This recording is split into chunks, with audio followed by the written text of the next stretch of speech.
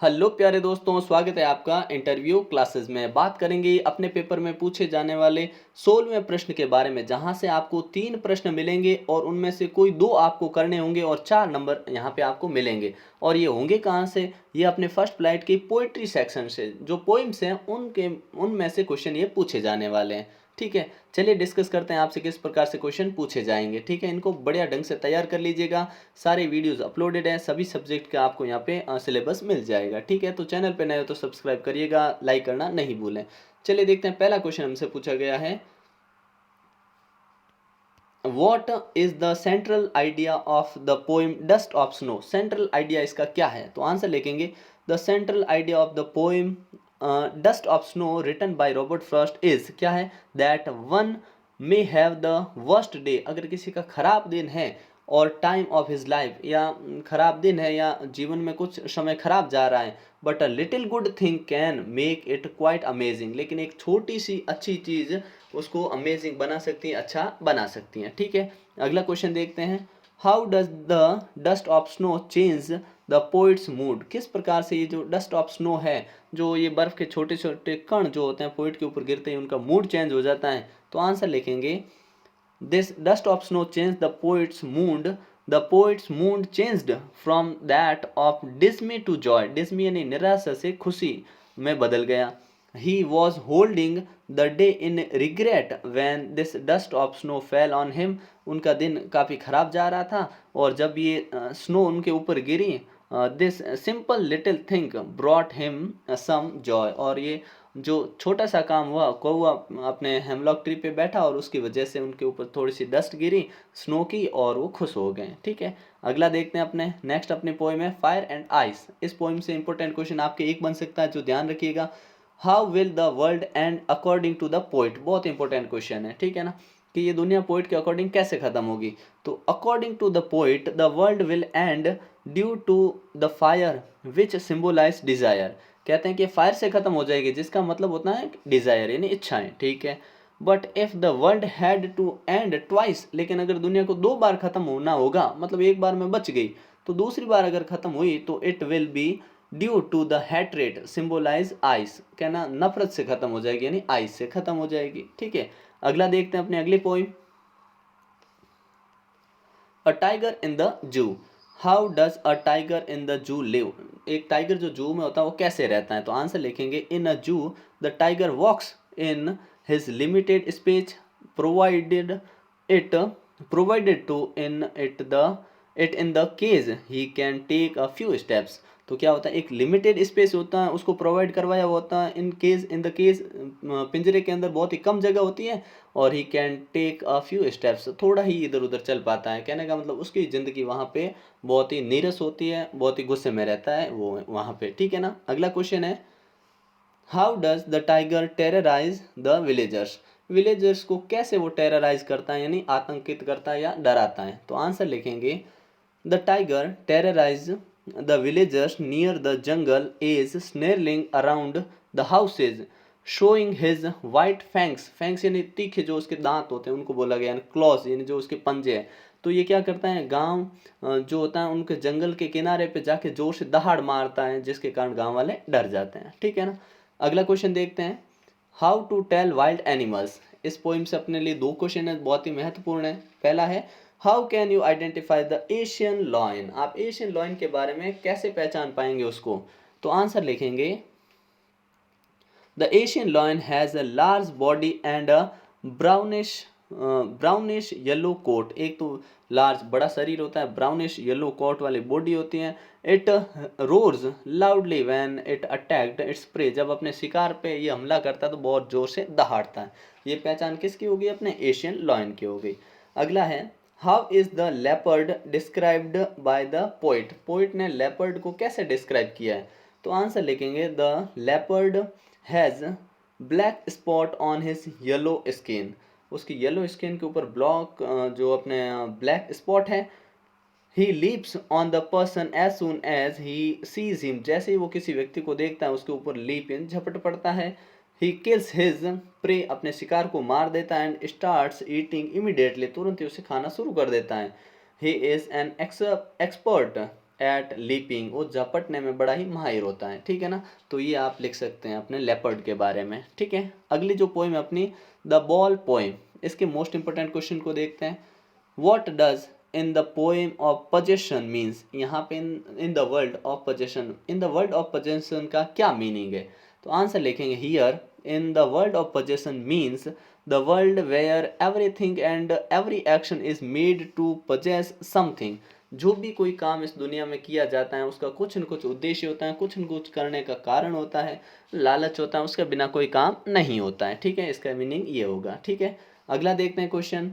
What was the behavior of the boy after losing the ball? Ball को खोने के बाद लड़के का बिहेवियर कैसा था? तो आंसर लिखेंगे the boy was very much upset, लड़का बहुत ही ज़्यादा उदास था। After losing the ball he was filled with sadness, ball को खोने के बाद वो उदासी से भर गया, उदासी छा गई। विच अफेक्टेड हिम ग्रेटली, जिससे वो बुरी तरह प्रभावित भी हुआ। स्टनिंगली ही स्टूड इन अ स्टप मैनर, और बिल्कुल एकदम स्टन मतलब एकदम शांत चुपचाप उधर खड़ा था। ओवर पावर्ड विद ग्रिप, जिसमें ग्रिप इन दुख बहुत ज़्यादा हो चुका था। ट्रैम्बलिंग एंड स्टेयरिंग, ट्रैम्बलिंग कांपना, स्टेयर यानी घूरना, डाउन घूर रहा था और कांप रहा था। वेयर इज बॉल, जहाँ उसकी बॉल गई थी, वॉज लॉस्ट, जहाँ बॉल खो गई थी उधर खड़ा खड़ा वो देख रहा था, ठीक है। अगला देखते हैं अपना question. Why did the poet not intrude on the boy, ये जो अपने पोइट है वो लड़के को intrude on the boy, boy को है जो समझाते क्यों नहीं है, उसके बारे में कुछ क्यों नहीं कहते हैं? तो देखिए answer, the poet not intrude because he wants the boy to learn the meaning of loss on his own. जब कोई अपनी चीज़ खो जाती है खुद के द्वारा तो कैसा महसूस होता है ये बताने के लिए वो उस लड़के को कुछ नहीं कह रहे हैं। He does not offer him money to buy another ball because according to him money and other ball is worthless, वो कहते हैं पैसा और दूसरी बॉल वर्थलेस है, वो चीज़ बॉल खोने पे जितना उसको दुख होगा वो उसके सामने कुछ नहीं है, तो उसको वो सीखना चाहिए, इसलिए पोइट उसकी कोई हेल्प नहीं करते हैं, ठीक है। अगला जो है अपनी अमेंडा पोइम है अमेंडा, ठीक है। उसमें से क्वेश्चन पूछा गया है who do you think is speaking to her, ये जो अमेंडा है इससे बात कौन कर रहा है, आप क्या सोचते हैं? तो her mother is speaking to her, ऐसा लगता है कि उसकी माँ से बात की जा रही है लड़की द्वारा, ठीक है।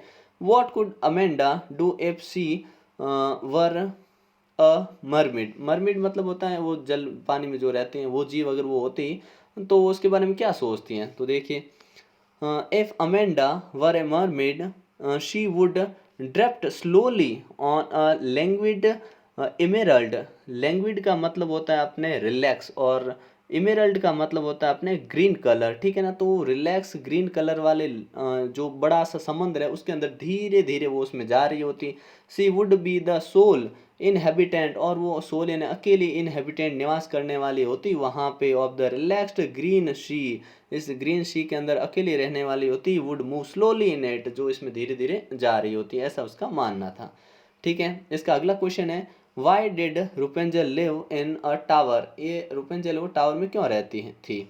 तो the girl also wants to live alone in a tower as she would not have a care about anything as life in a tower would be tranquil peaceful and rare, ये जो शांत और जहाँ पे पूरी तरह एकदम कोई परेशान करने वाला नहीं होता, पूरी शांति होती है, और रेयर बहुत ही कम यहाँ पे डिस्टर्बेंस होता है, इसलिए वहाँ पे रहने का डिसीजन लेती है, ठीक है।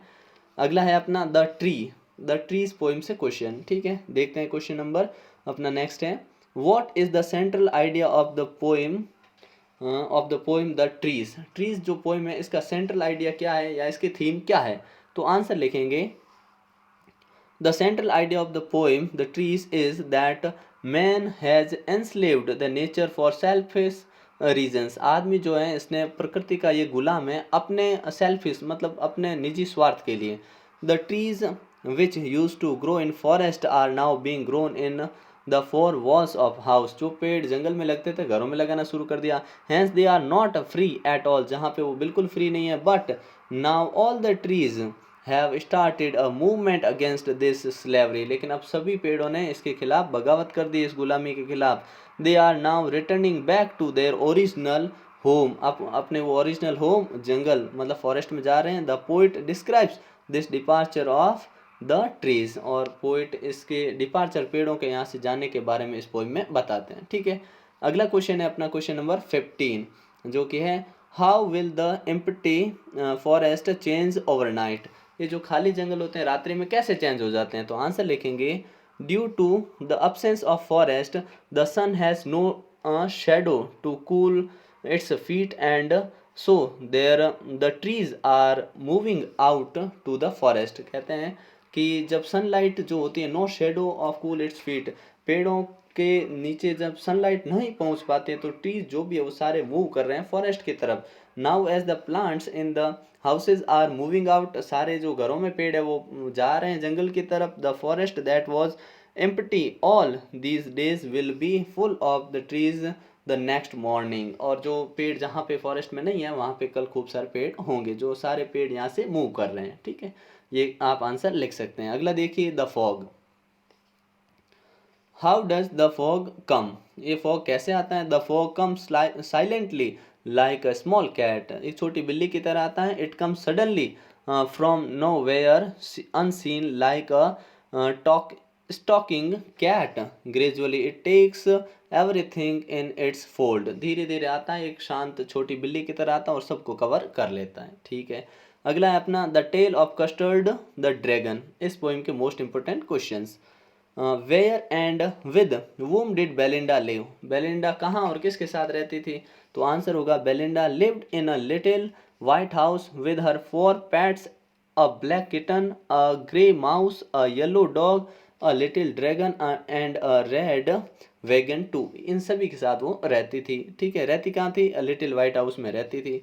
The name of the little black kitten was Ink, ये क्वेश्चन इंपॉर्टेंट, मार्क कर लीजिएगा इसको। ठीक है ना, क्या the name of the little black kitten was Ink, जो छोटी काली बिल्ली थी उसका नाम था Ink. The little grey mouse, उसका नाम था ब्लिंक, माउस का नाम। And the little yellow dog was Mustard, और जो येलो डॉग था वो था मस्टर्ड। एंड बट यहाँ पे the dragon was a coward, dragon को कावर्ड मानते थे। बेलिंडा कॉल हिम कस्टर्ड, और ड्रैगन को बेलिंडा है वो कस्टर्ड बुलाती थी। ठीक है ना, अगला देखते हैं 18वां क्वेश्चन। ठीक है, how did the dragon face the pirate, pirate इन जो लुटेरा था उसका ड्रैगन ने कैसे सामना किया? तो आंसर लिखेंगे the pirate shot 2 bullets at Custard but they did not affect him in any case, in any cause, उसने 2 गोली चलाई, किसने? पायरेट ने, लेकिन अपने कस्टर्ड को कुछ नहीं हुआ। Only custard fought with the pirate, वो सीधा पायरेट से अपने कस्टर्ड लड़ा and ate him up in his single bite, और एक ही बाइट में उसको चित कर दिया और फाड़ दिया, खा लिया। ठीक है, अगला देखिए फॉर एन ग्रॉगरी, जो अपने पोइम है उससे, what does an old religious man say about God's love, जो बुढ़ा जो धार्मिक व्यक्ति था ये गॉड्स लव के बारे में क्या कहता है? तो आंसर लिखेंगे the old religious man says that he has found a text which proves, उसने कहा कि उसे ऐसे टेक्स्ट मिले, कुछ लिखी हुई चीज़ें मिली जो ये साबित करती है that only God could love us for ourselves alone, not for physical beauty, एक भगवान ही ऐसे हैं जो हमें बिना किसी लालच के प्यार करते हैं, अपने फिजिकल ब्यूटी के बिना। He is the one who truly loves अस, वही है जो सच्चा प्यार करते हैं, ऐसा बोला। ठीक है, और अपने इसका लास्ट क्वेश्चन जो है वो ये है। ठीक है ना, ये क्वेश्चन अपने what is the theme of the poem, इस पोइम की क्या थीम है? बड़ा इंपॉर्टेंट क्वेश्चन है। ठीक है ना, देखिए the poem for Anne Gregory focuses on the idea of true love, ये किसके बारे में? ट्रू लव के बारे में ये अपने बताया गया है।